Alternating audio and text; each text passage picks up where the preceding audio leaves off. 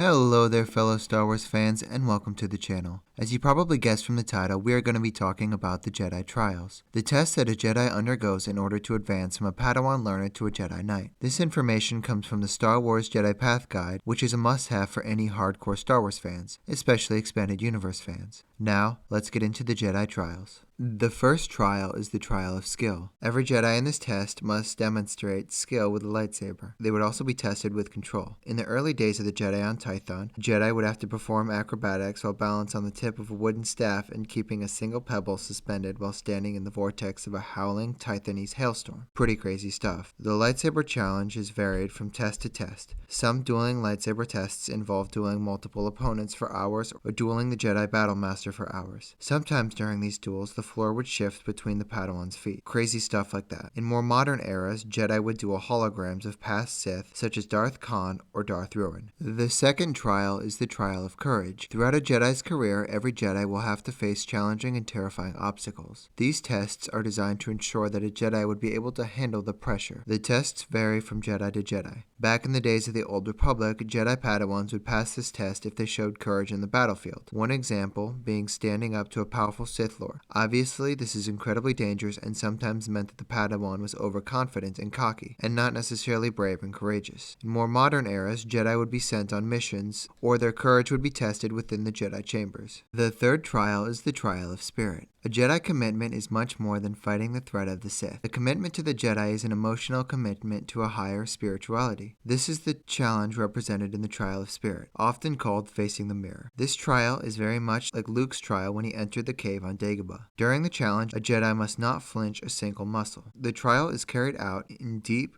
meditation with a Jedi Master who nudges the Jedi onto the path they least wish to tread. Basically, the Jedi have to face their deepest, darkest fears. They need to remember the third precept of the Jedi Code. There is no passion, there is serenity. They need to once and for all let go of emotions like grief, shame, revenge. Jedi who fail this task normally emerge broken and screaming. It is not a fun trial to fail. The fourth trial is the trial of flesh. This one is considered by many to be the hardest. This trial involved overcoming great pain. During what was called the Pious Dia era of the Jedi, they would subject the Jedi to cold cuts, sonic shock, and the application of sustained low power blaster fire. Eventually, they stopped, realizing that this was somewhat crazy. But the principle and goal still applied. Divorcing the self from the spirit. Often, in times of war, if a Padawan was wounded in battle, they would pass this trial by showing their scars to prove what happened. Oftentimes, later on, Jedi would have to experience the pain of loss. The example we get in the guide is Qui-Gon dying and Obi-Wan losing him. The point is to overcome these feelings and embrace the Jedi Code. There is no emotion, there is peace.